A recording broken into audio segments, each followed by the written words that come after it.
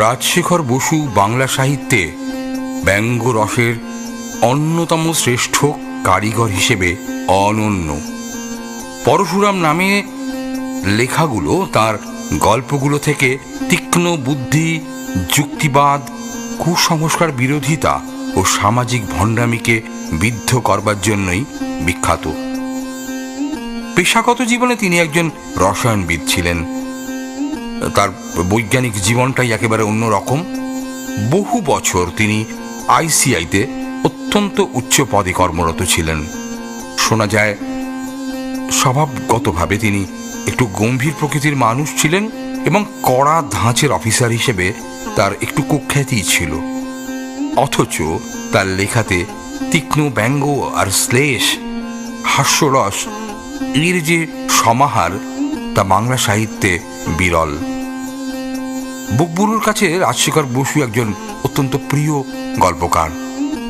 তাই আজ পরশুরামের গল্প সমগ্র থেকে আমরা তার একটি অন্যতম ছোট গল্প পাঠ করে শোনাব। জটাধর বক্সী।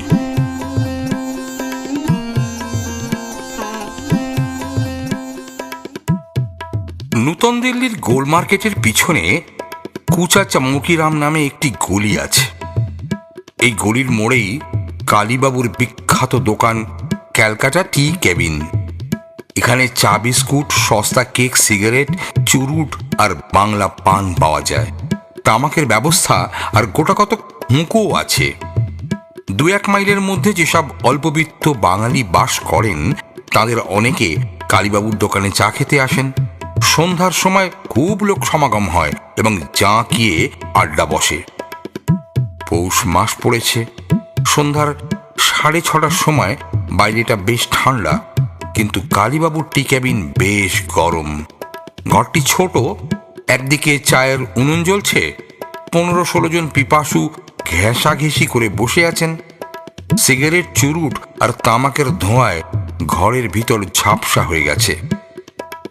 রামতারণ মুখুজ্জে কথা বলছিলেন। এর বয়স প্রায় 65। মিলিটারি অ্যাকাউন্টসে কাজ করতেন।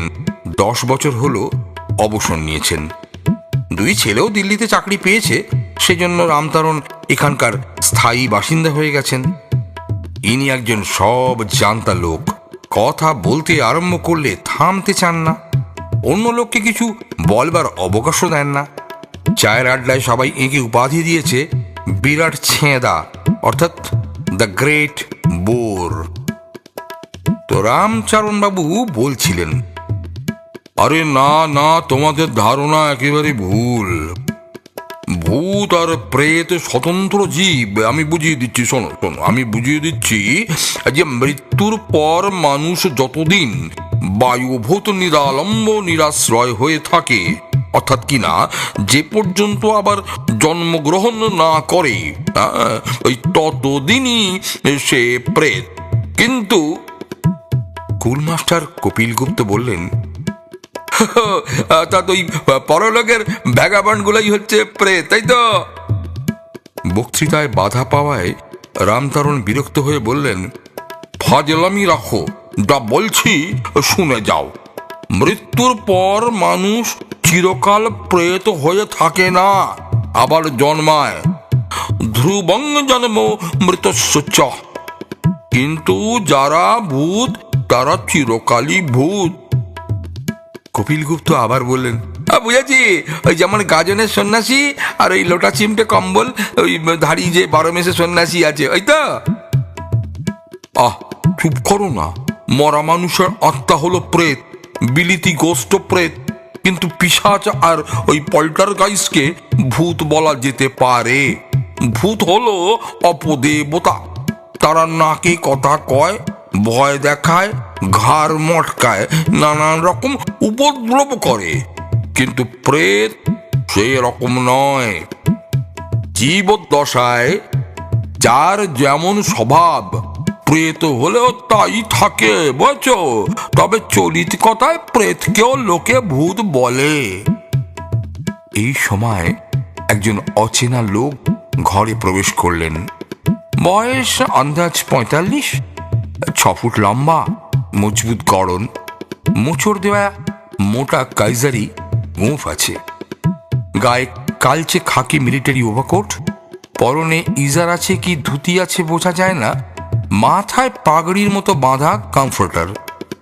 আগন্তুক ঘরে এসেই বাজখাঁই গলায় বললেন, নমস্কার মশাইরা, এখানে আপনাদের সাথে কি একটু বসে চা খেতে পারি? কয়েকজন একসঙ্গে উত্তর দিলেন, বিলক্ষণ, আরে চা খাবেন তাতে আবার কথা কি, এ তো চায়েরই দোকান। এ কালীবাবু, কালীবাবু, এই ভদ্রলোককে একটু চা দাও। আপনাকে তো আগে কখনো দেখিনি, নতুন এসেছেন বুঝি? নতুন কেউ নয়, দিল্লি আমার খুব চেনা জায়গা, তবে সম্প্রতি বহুকাল পরে এসেছি। পুরনো দিল্লির কেউ কেউ এখনো হয়তো আমার নাম মনে রেখেছেন, জটাধর বক্সি।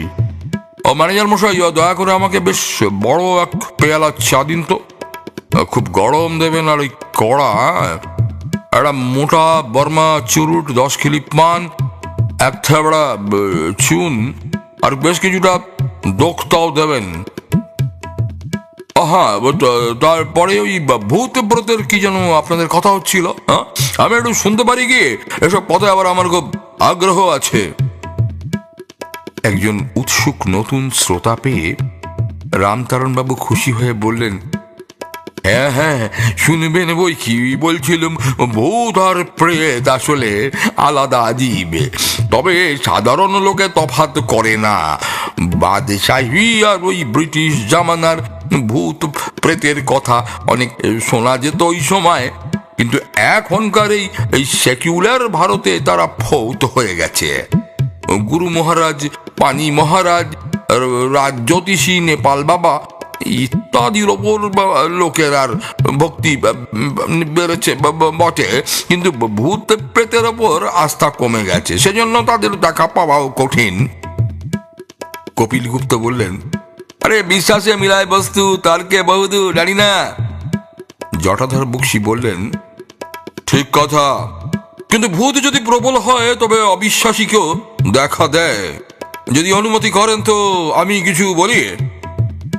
রামতারণ বাবু ভ্রু কুঁচকে বললেন, আপনি ভূতের কি জানেন? গেল বছর যখন চাঁদনি চকের ঘড়িটা পড়ে গেল, মুখুজ্জে মশাই, দয়া করে আপনি আপনি আর থামুন না একটু, আরে একে একটু বলতে দিন। জটাধর বক্সি বলতে লাগলেন, বাদশাহ জাহাঙ্গীরের আমলে দিল্লিতে একবার প্রচন্ড ভূতের উৎপাত হয়েছিল, আপনারা কি জানেন? আমাদের ভারতচন্দ্র রায় গুণাকার তার চমৎকার বৃত্তান্ত লিখেছেন। ভবানন্দ মজুমদারের ইষ্ট দেবীকে জাহাঙ্গীর ভূত বলে গাল দিয়েছিলেন। প্রভুর আশকারা পেয়ে বাদশাহী সিপাহীরা ভবানন্দকে বললে, আরে রে হিন্দুর পুত, দেখলাও কাহা ভূত, नहीं तुझे करूंगा 2 टुक, ना होए सुन्नत देके कलमा पड़ाओ लेके, जाति लेऊं खिलाए के थुक। তখন ভবানন্দ বিপন্ন হয়ে দেবীকে ডাকলেন, ভক্তের স্তবে তুষ্ট হয়ে মহামায়া ভূত সেনা পাঠালেন, তারা দিল্লি আক্রমণ করলেন। ডাকিনী যোগিনী শঙ্খিনী পেতিনী গৃচ্ছক দানব দানা, ভৈরব রাক্ষস বক্ষস খক্ষস, সমরে দিল কাহানা, लपटे झपटे दपटे रपटे, झड़ बहे खर तारो, लप लप लम्फे झप झप झम्पे, दिल्ली कांपे थर थरो, ताथुई हो रही भैरव भैरवी नाचे, अट्टो अट्टो হাসে, কট্টমট্টো ভাসে, মত্তো পিশাচি পিশাচে। অবশেষে বেগতিক দেখে বাদশাহ ভবানন্দের শরণাপন্ন হলেন। বিস্তর ধনদৌলত, খেলাতার, রাজগীর ফরমান দিয়ে তাকে খুশি করলেন। তখন ভূতের উৎপাত থামল। সেকালের তুলনায় আজকাল ভূতপ্রেত কিঞ্চিত দুর্লভ হয়েছে বটে, কিন্তু এই দিল্লিতে এখনো ভূত দেখা যায়। কপিল গুপ্ত বললেন, মুখুজ্জে মশাই, আপনি তো প্রাচীন লোক, বহুকাল দিল্লিতে আছেন, ভূতের সঙ্গে কখনো আপনার মোলাকাত হয়েছিল? রামতারণ বললেন, আমি নিষ্ঠাবান ব্রাহ্মণ, তোমাদের মতো অখাদ্য খাই না, নিত্য সন্ধানী করি, ভূতের সাধ্য নেই যে আমার কাছে ঘেঁষে। কপিল গুপ্ত বললেন, আচ্ছা জটাধর বাবু, আপনাকে তো একজন চৌকস লোক বলে মনে হচ্ছে, আপনি ভূত দেখেছেন?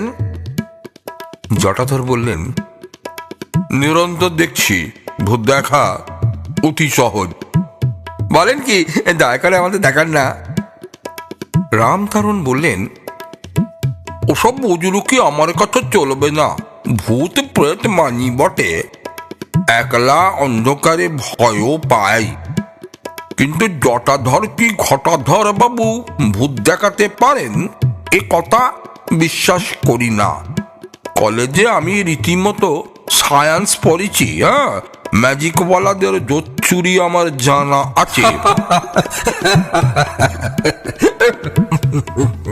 ঠিক আছে, ঠিক আছে, যদি যদি আপনাকে আমি ভূত দেখাই, দেখাবেন বললেই হলো। কবে দেখাবেন, কোথায় দেখাবেন, কখন দেখাবেন? আজই, এখানেই, এখনই দেখাতে পারি। কপিল গুপ্ত বললেন, দেখে ফেলুন মশাই, আর দেরি করবেন না, আমাদের বাড়ি ফেরবার তো সময় হয়ে এলো। কিন্তু কি দেখাবেন, ভূত নাকি প্রেত? রামতারণ বাবু প্রতিবাদ সইতে পারেন না, চটে গিয়ে বললেন, বেশ, এখনই দেখান। ভূত প্রেত ব্রহ্মদত্তি শাকচুন্নি যা পারেন। আমি বাজি রাখছি আপনি পারবেন না, শুধু ধাপ্পা দিচ্ছেন। ভূত দেখানো আপনার সাধ্য নয়। আপনার চ্যালেঞ্জ মেনে নিলুম। মোটা টাকা বাজি রাখতে চাই না, কারণ আপনি নিশ্চয়ই হারবেন। ছাপোষা পেনশনভোগী বুড়ো মানুষ, আপনার ক্ষতি করবার ইচ্ছে নেই আমার। আচ্ছা, এই বাজি রাখা যাক যে ভূত যদি দেখাতে পারি তবে আমার চা চুরুট পানের দাম আপনি দেবেন, আর যদি হেরে যাই তবে আপনি যা খেয়েছেন তার দাম আমি দেব। রাজি আছেন? আপনারা সবাই কি বলেন? খুব ভালো প্রস্তাব। আরে দারুণ দারুণ, very very fair and gentlemanly. Alright, চালাক চালাক। বর্মা চুরুটের উগ্র ধোঁয়া উদ্গীরণ করতে করতে জটাধর বক্সী বলতে লাগলেন, 1941 সালের কথা, তখন আমি বর্মায় জেনারেল সিটওয়েলের স্যাপাস অ্যান্ড মাইনাসের দলের সিনিয়র হাবিলদার। আমি বর্মা থেকে চীন পর্যন্ত যে রাস্তা তৈরি হচ্ছিল তারই জরিপ আমাকে করতে হতো। আমার ওপরবেলা অফিসার ছিলেন ক্যাপ্টেন ব্যাবিট। রামতারণবাবু বললেন, ওসব বাজে কথা কি বলছেন? আপনার চাকরির বৃত্তান্ত আমরা শুনতে চাই না। ভূত দেখাতে পারেন তো দেখান। দুই হাত নেড়ে আশ্বাস দিয়ে জটাধর বললেন, ব্যস্ত হবেন না, আমার কথাটি শেষ হবা মাত্র ভূত দেখতে পাবেন। তখন জাপানিরা দক্ষিণ বার্মায় পৌঁছেছে। তাদের আরেক দল থাইল্যান্ডের ভেতর দিয়ে বার্মার উত্তর পূর্ব দিকে হানা দিচ্ছে। আমাদের সার্ভে পার্টি সে সময় শান এস্টেটের উত্তরে কাজ করছিল। দলটি খুব ছোট। ক্যাপ্টেন ব্যাবিট, আমি, 5 জন গোর্খা সেপাই, 5 জন বর্মি কুলি, একটা জিপ, আর আমাদের তাঁবু, রসদ, থিওডোলাইট, লেভেল, চেন, ঝান্ডা ইত্যাদি বইবার জন্য 4টে খচ্চর। তো আমরা যেখানে ছাউনি করেছিলাম, তো সেই জায়গাটা পাহাড় আর জঙ্গলে ভরা, মানুষের বিশেষ বাসটাস নেই। বাঘ ভালুক ছাড়ার হুড়া প্রভৃতি জানোয়ারের খুব উপদ্রব শুনেছিলাম। বন্দুক দিয়ে মারা বারণ, পাছে শত্রুরা টের পায়। তো বাবির সাহেবের সঙ্গে এক টিন স্ট্রিকনিদের বড়ি ছিল, জিলাটিন দিয়ে মোড়া, পেটে গেলে 3 মিনিটের মধ্যে গলে যায়। মাংসের টুকরোর সঙ্গে সেই বড়ি মিশিয়ে খেলে ক্যাম্পের বাইরে ফেলে রাখা হতো। রোজই 2-4টে জানোয়ার মারা পড়তো। তো একদিন গুজব শোনা গেল যে জাপানিরা আমাদের 20 মাইলের মধ্যে এসে পড়েছে। ক্যাপ্টেন বাবিট বললেন, ওহে বক্সি, তুমি শুধু আর আমি দুজনে মিলে একটু এগিয়ে দেখি চলো তো, আর সবাই ক্যাম্পে থাকুক। চিয়াংকাই শেখ আমাদের সাহায্যের জন্য একটা চীনা পল্টন ইউনান থেকে পাঠিয়েছেন। আজ তাদের এখানে পৌঁছানোর কথা, দেখতে হবে তাদের কোনো পত্তা মেলে কিনা। আমরা দুজনে উত্তর পূর্ব দিকে 4-5 মাইল হেঁটে চললুম। সামনে একটা নিবিড় জঙ্গল, আর তার উধারে একটা ছোট পাহাড়। তো সাহেব বললেন, ওই পাহাড়ের উপর উঠে দূরবীন দিয়ে নাকি চারিদিক দেখতে হবে। আমরা জঙ্গলে তো ঢুকলাম। সঙ্গে সঙ্গে জোনা 50 জাপানি আমাদের ঘিরে ফেললে। ওহে বক্সি, তুমি তো কেবলই বকবক করে চলেছ, শেষকালে হয়তো বলবে যে তুমি নিজে একটি জাপানি ভূত দেখেছিলে। সেটি চলবে না বাপু, তোমার দেখা ভূত আমি মানব না। আরে আপনি নিশ্চিন্ত থাকুন, আর একটু পরেই আপনারা সবাই সচক্ষে ভূত দেখবেন। তারপর শুনুন। ক্যাপ্টেন ব্যাবিট বললেন যে বক্সি, আত্মরক্ষার তো কোনো উপায় নেই, হাত তুলে স্যারেন্ডার করো। আমরা হাত তুলতেই জাপানিরা কাছে এলো। এমন রোগা হাড্ডিসার আমি পল্টন কখনো দেখিনি। তাদের 3-4 জন আমাদের গাল কাঁধ হাত পা টিপে টিপে দেখতে লাগলো। একজন সাহেবের কাঁধে কামড়ে দিল, আর সবাই তাকে ধমক দিয়ে টেনে নিয়ে গেল। ব্যাবিট সাহেব একটু একটু জাপানি ভাষা বুঝছেন, জিজ্ঞেস করলেন, এদের মতলব কি? সাহেব বললেন, মাই পুয়ার বক্সি, বুঝতে পারছো না? এদের ভাড়ার শূন্য রসদ যা আসছিল, শান ডাকাতরা লুট করে নিয়েছে। 7 দিন উপোস করে আছে, খিদে পেট জ্বলছে। তারপর দেখলুম ওদের কয়েকজন একটা উনুন বানিয়ে আগুন জ্বেলেছে, তার উপরে মস্ত একটা ডেকচি চাপিয়েছে।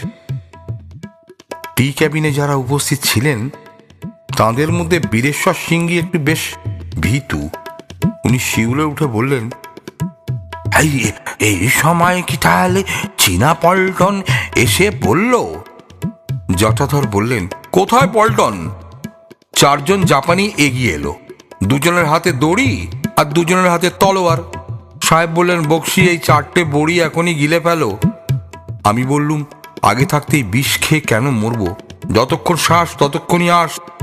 সাহেব ধমক দিয়ে বললেন, যা বলছি তাই করো না, আমি তোমার কমান্ডিং অফিসার, অবাধ্য হলে কোর্ট মার্শালে পড়বে। কি আর করা যায়, বড়ি 4টে গিলে ফেললুম। সাহেবও গিললেন। বীরেশ্বর সিংহি আঁতকে উঠে বলে, হ্যাঁ, এই বিষ খেলেন? তারপরে চীনা ফৌজের ডাক্তার এসে বিষ বার করে দিল বুঝি? চীনা ফৌজ 1 ঘন্টা পরে এসেছিল। আমাদের যা হওয়ার তাই হলো, সেটা শুনুন। 2টো জাপানি আমাদের হাত পা বেঁধে ঘাড় নিচু করে বসিয়ে দিলে, আর 2টো জাপানি তলোয়ার দিয়ে ঘাঁচ। বীরেশ্বর বাবু মাথা চাপড়ে চিৎকার করে বললেন, ওরে বাপরে বাপ! হ্যাঁ মশাই, তলোয়ারের চোপ দিয়ে ঘ্যাঁচ করে আমাদের মুন্ডু কেটে ফেললে। তবে বেঁচে আছেন কি করে? গম্ভীর স্বরে জটাধর বক্সি বললেন, কে বললে বেঁচে আছি? আপনার হুকুমে বাঁচতে হবে নাকি? আমাদের কেটে টুকরো টুকরো করলে, ডেকচিতে সেদ্ধ করলে, চেটে পুটে খেয়ে ফেললে। খিদের চোটে স্ট্রিকনিনের তেতো টেরি পেলে না। তারপর 3 মিনিটের মধ্যে সব কটা জাপানি কনভালশন হয়ে পটপট করে মরে গেল। ক্যাপ্টেন ব্যাবিটের মতো বিচক্ষণ অফিসার দেখা যায় না মশাই, আশ্চর্য দূরদৃষ্টি। আচ্ছা, এইবার আপনারা বসুন, আমি এখন চললুম। ও কালীবাবু, আমার বিলটা রামতারণ বাবুই শোধ করবেন। চললাম, নমস্কার।